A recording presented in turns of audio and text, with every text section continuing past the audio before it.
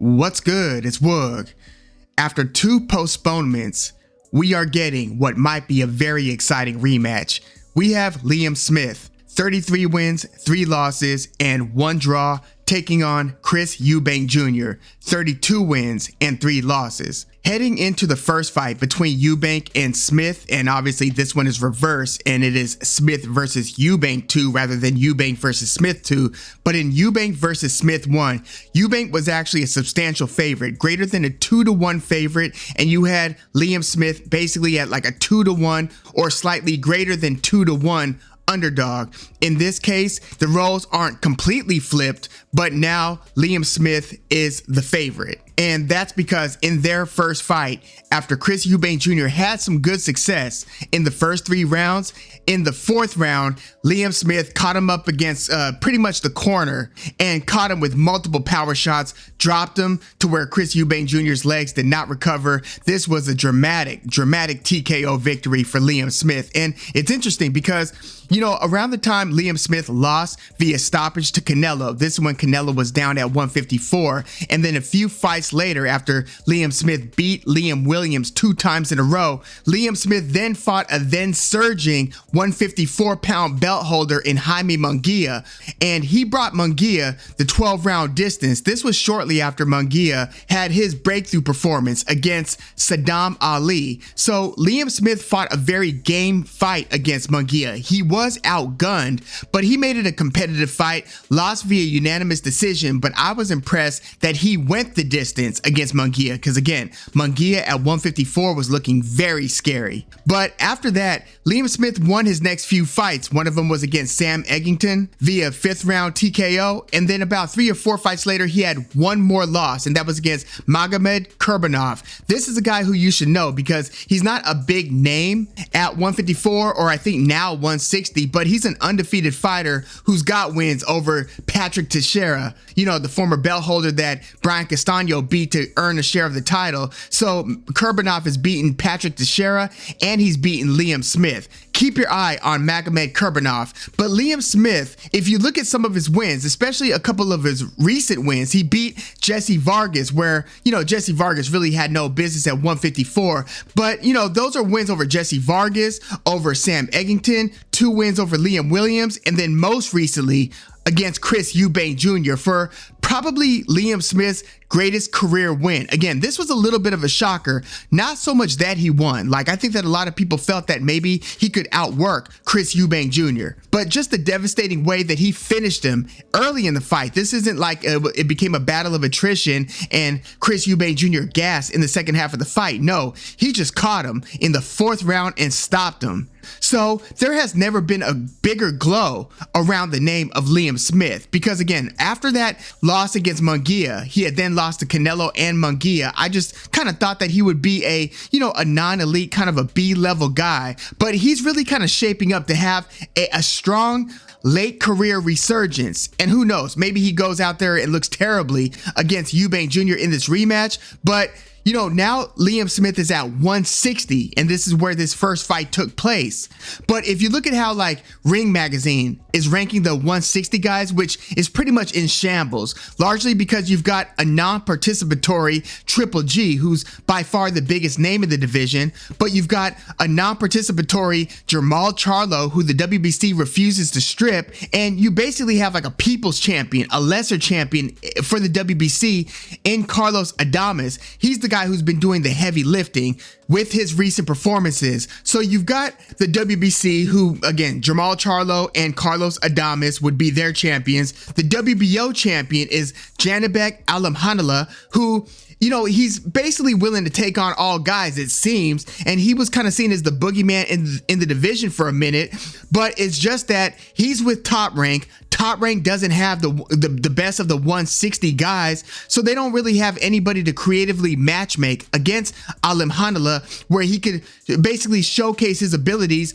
against an elite or near elite opponent. They just don't have that on their roster right now. And then you have Erislandy Lara, who's holding their WBA belt. His last 2 fights were against Cornflake Lamana and Spike O'Sullivan. I mean, this sounds like guys who are like made up characters in like a boxing video game, right? But Erislandy Lara is their WBA champion. Erislandy Lara, obviously a former champion down at 154. So you've got Lara as a WBA champ, Janibek as a WBO champ. You've got Jamal Charlo, who hasn't fought in over 2 years, as a WBC champ, even though you've got an active Carlos Adames just below that. And then for the IBF, you've got Vincenzo Gualtieri holding the IBF belt, and he earned that in a vacant title bout against Esquiva Falcao. So those are your champions at 160. So yeah, you've got Liam Smith just on the outside of that. And I would like Liam Smith's chances against at least one, maybe even two of these current champions. So you might have Liam Smith fighting for a title before long. And who knows, maybe because of the UK aspect of this thing and the way that their fans come out to pretty much all of their fights that involve even like a marginally big name, you could get a big crowd turnout for fights like that. So I kind of think that if Liam Smith shows up and shows out and beats Chris Eubank Jr. in this rematch, I think he might even be able to get Triple G out of retirement and maybe have Triple G go to the UK to fight Liam Smith, because there really isn't anything else out there for Triple G that he seems to want. So at least at Liam Smith, maybe that could be a winnable fight perceivably for Triple G, and it could be a decent money fight. Maybe not anything close to what he was used to getting or what he thought he would be getting at this twilight stage of his career, but it might be the best thing on the table for Triple G. But before all that, Liam Smith's gonna have to take care of business in this rematch against Chris Eubank Jr., who again was a substantial favorite heading into their first fight and who did well. Now, Chris Eubank Jr., he's always kind of been seen to be a project of sorts, even like well into his career. Now, before this loss to Liam Smith, Chris Eubank Jr. only had 2 losses. He had first lost to Billy Joe Saunders several years ago, and then he lost a decision to George Groves up at 168. I would say his best win might be against an aging James DeGale. That was pretty much James DeGale, longtime former, I believe, IBF 168-pound champ. Chris Eubank Jr. pretty much retired James DeGale, and that one was at 168. So after that, he came down and beat Matt Korobov, who got injured in the second round of their fight. That was during Eubank's short stint with PBC, and then he beat lesser names, Marcus Morrison, Wanik Adejan. And then against Liam Williams, he won a unanimous decision against Williams, dropping him several times. I think he dropped him at least 3 times in that fight. And Liam Williams did start to come on a little bit in the later rounds, but you know, Chris Eubank had pretty much pulled so far away on the scorecards, and I think he might have dropped Liam Williams late in that fight as well. So Chris Eubank Jr. is a quality fighter, but because his dad is Chris Eubank, he's always kind of seen to be as a, well, is he really real? Because, you know, it's hard to follow up a dad who had such a legacy. I mean, you had similar skepticism with Conor Benn as he was kind of working up the ranks. Now, this is all pre-PED for Conor Benn. That changed almost everything reputation-wise for him. But I'm saying, you know, before that, when he was beating Chris Algieri, Chris Van Heerden, Adrian Granados, and so forth, you're still a little bit skeptical. You're like, I see improvement in the guy's game, but is he really the real deal? And keep in mind, before this Chris Eubank Jr. versus Liam Smith fight, the first one, it was supposed to be Conor Benn versus Chris Eubank Jr. at a catchweight. That was the super fight that was building up. So Chris Eubank Jr. went from on the cusp of his, by far his biggest payday in what you could actually call a super fight, to then fighting Liam Smith and then unexpectedly getting finished in the 4th round. I mean, that was a pretty dramatic cliff for Chris Eubank Jr. So there's a lot on the line here in this rematch. So when I size up Liam Smith versus Chris Eubank Jr., Chris Eubank Jr. is going to be fighting this fight without the coaching of Roy Jones Jr. Now, I've always had my misgivings about Roy Jones Jr. as a trainer. And look, he might be the greatest boxing talent I've ever seen in the ring. I mean, ever. I watched his career in the mid-90s and into the late 90s. He didn't get dropped and stopped by Antonio Tarver until like well into the 2000s. Roy Jones Jr. jumped off the page when it came to his abilities. So when it comes to him as a trainer, I almost look at it as like if Michael Jordan were to become a coach. How do you coach somebody when you are Michael Jordan and kind of have this baseline of elite ability to where, not to say that you are cutting corners, but you've got the ability to cut corners and still succeed. You're able to do things that are unconventional and still pass the test with flying colors. Like Roy Jones Jr. conducted much of his career doing things that you would not train a fighter to do. And so if you look at the type of fighter that Roy Jones Jr. had been training, it would be a Jean Pascal or a Chris Eubank Jr., guys who are fast enough per one punch to where they start to look comfortable dropping their hands and being a little bit less voluminous in their punch output and more episodic, where it's like you wait, and then you unexpectedly strike. Chris Eubank Jr. kind of adopted some of those Roy Jones isms in his more recent fights under the coaching of Roy Jones Jr. So in this fight, Chris Eubank Jr. is not going to be coached by Roy Jones. He's instead gone with Bomac, Brian McIntyre. That is the coach of Terrence Crawford. That's who Chris Eubank Jr. is working with. And no, I don't expect Bomac to be able to turn Chris Eubank Jr., who has picked up some pretty bad habits, to then turn him into Terrence Crawford. That's just not realistic. But I think that he could hopefully instill some things in Chris Eubank Jr. that Chris Eubank Jr. could then carry into this fight against Liam Smith with him. Namely, don't drop your hands and start backing up into the ropes. The ropes are the absolute last place Chris Eubank Jr. needs to be against Liam Smith in this rematch. And again, this was something that Roy Jones Jr. was able to get away with. Even in his prime, he would be sitting back against the ropes and be able to just flurry, just move with the fighter's punches, his opponent's punches, not get hit too cleanly, and then throw like a quick 6 punches to back the guy up off of him, and then create space and take the fight back to the middle of the ring. Chris Eubank Jr. is not Roy Jones Jr.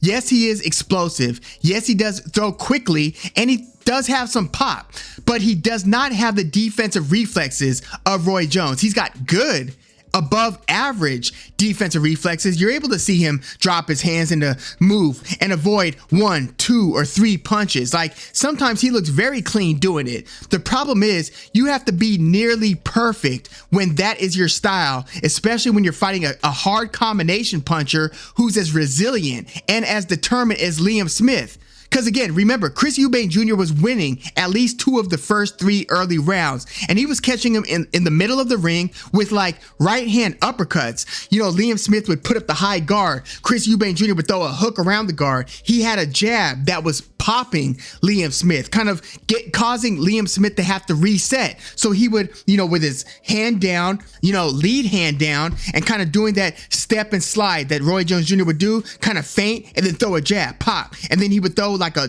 right-handed uppercut behind that would split Liam Smith's high guard. It was really good stuff. The problem is when Liam Smith then starts coming in, and Liam Smith is pretty sophisticated as well. Like, Liam Smith is not Liam Williams when it comes to levels of deception. Liam Smith will throw some feints in there and then wait for your reaction and then start punching at where your head is about to go rather than where you are right now. Like, you can even see some of that in Eubank versus Liam Smith 1. Liam Smith would like throw a very demonstrative feint, kind of get a lead or a reaction off of Chris Eubank, and then he would throw to the spot where Eubank Jr.'s head is headed. Liam Smith is pretty good at that. So if you're Eubank, you've got to do everything in your power to keep this in the middle of the ring. You can't let Liam Smith feint and work you into the ropes. Last place he needs to be. So I think that Bomac might be able to get Eubank to put his hands up a little bit more. Maybe not here, but at least like somewhere closer, an approximation of where you need to be, so then you can put your hands up when they need to go up, rather than keeping your hands low and relying on your reflexes and your ability to slip 3 to 4 punch combinations. Because look, Chris Eubank Jr. is not a spring chicken either. It's not like he's 28 years old. He's now 33. So it's like, even if you're getting away with that quick reflex style of defense in the early rounds, by the middle rounds, that's going to catch up to you. You're not going to be able to be as evasive, even as good as Eubank looked against Liam Williams and in his fights just before that. You've got to have more than just the athletic slips to keep from getting caught against a guy like Liam Smith. Now, with Liam Smith, the concern is This fight has been postponed twice due to Liam Smith's back injury and then his extended recovery from the injuries. So we'll see if Liam Smith, like how his back pretty much holds up and if he's as resilient. Because I mean, if your back's not 100%, you can't fight. You know what I mean? Like it's you see fighters with bad backs and it's not pretty. So I'm assuming that Liam Smith is going to be as hard charging and as durable and resilient as he was in that first fight, because it looked like in that first fight he was going to stop at nothing to get to Chris Eubank Jr. Chris Eubank Jr., if he's able to keep his back off the ropes, he could win a decision here. I just think that there's a high likelihood that Liam Smith, unless his back is truly bad or unless his age is caught up with him, because Liam Smith is now 35 years old. So if that injury and his age is caught up with him, I expect Chris Eubank Jr. to cruise to a decision and maybe score a knockdown or two. Because again, Eubank is explosive and he's hitting Liam Smith with like very sudden shots, and he's a good counterpuncher too. So, when Liam Smith comes in, Liam Smith could walk into a nice check hook or again, a nice uppercut or just a very crisp jab. The problem is once Chris Eubank Jr. has thrown those first couple of punches, it's in those moments that Liam Smith looks to close the gap and start letting his hands go. He's basically relying on the fact that Chris Eubank Jr. is not that much of a combination puncher. And if he does flash a combination, it's just in that moment and he's not looked to keep that pace and that punch output up. So Liam Smith, again, he's looking to get Chris Eubank Jr. to open up, throw a couple punches, then to start jumping in and working Chris Eubank Jr. over. I kind of feel that there's still a higher likelihood that even if Chris Eubank Jr. is able to have that early round success, if we're dealing with the same Liam Smith here who's able to fight a hard several rounds, I think Liam Smith, even if he doesn't catch Chris Eubank Jr., who I'd imagine is also dealing with the psychology of having just been stopped by this guy, I mean, that's a huge component to this fight as well. I think that Chris Eubank Jr. might have a bit of a moral victory, losing a decision, a competitive decision against Liam Smith, where by the middle rounds, maybe Liam Smith starts to take over, starts to just throw more punches, land more punches, maybe not that home run punch or that home run combination that he landed in the fourth round of their first fight, maybe nothing that dramatic. Maybe he doesn't even drop Chris Eubank Jr. I think that he might wobble Chris Eubank Jr. or something. It's interesting. Chris Eubank Jr. has notoriously had a very good chin. Again, he was fighting up at 168 against George Groves, against James DeGale. He knocked Avni Yildirim out in the third round. And say what you want about Avni Yildirim, before that Canelo fight, he didn't have a bad reputation of being a bad fighter. I mean, he fought like a very competitive 10 rounds against Anthony Durrell. Avni Yildirim did. But Chris Eubank Jr. notoriously had a very good chin until that moment against Liam Smith where he didn't, and he got caught and he got stopped. Does he still have a resilient chin, or is it only a matter of the next clean punch that he catches from Smith that's going to have him buckled again? Well, I think we might get a little bit of both. I don't think he's going to get stopped in this rematch against Liam Smith. I mean, he might, and if he does, boy, Liam Smith's name will skyrocket, and you really might get Liam Smith against a big name middleweight if that's the case. But I think that his chin is going to ultimately hold up. I think he might get wobbled in sorts, but I think that he's going to win a couple of the early rounds. I think Liam Smith is going to start taking over and start winning more of the rounds in the second half of the fight, maybe as early as like the fifth round where Liam Smith starts turning the tide, something like that. Chris Eubank Jr. is going to have to keep the fight, in my opinion, near the middle of the ring, definitely off the ropes. But I think that just because he's developed such a habit of being able to get worked into the ropes, where I think we're going to get a lot more of that. And I feel like this fight might take on a little bit more of an Antonio Tarver versus Roy Jones Jr. 3, where Jones didn't look good. He didn't look great. He got wobbled. I don't remember if he got dropped in that third fight, but he got beaten up to the point where just him finishing that fight, even though he looked bad and he looked shaken up and he looked unsteady and he just looked like somebody who might need to retire, but Jones going the distance in that third Tarver fight was like, okay, like at least you could kind of hang your hat on being durable enough to not get knocked out by Tarver in the way that you did in that rematch against Tarver. I think Liam Smith, I'm going to go with Liam Smith here, but not via stoppage. I'm going to go Liam Smith via decision against Chris Eubank Jr. But yeah, let me know your thoughts on this one. Does Chris Eubank Jr. get his revenge in this rematch in the way that Dillian White did against Alexander Povetkin, or Lee Wood did against Mauricio Lara? Does Chris Eubank Jr. settle the score and beat Liam Smith in this rematch, or does Liam Smith get the win over Eubank? And if he gets the win over Eubank, is it via stoppage or via decision? I'm going Liam Smith via maybe close and competitive, but unanimous decision. Maybe a split decision, but I'm going to take Liam Smith like something like 8 rounds to 4 or something like that in this one.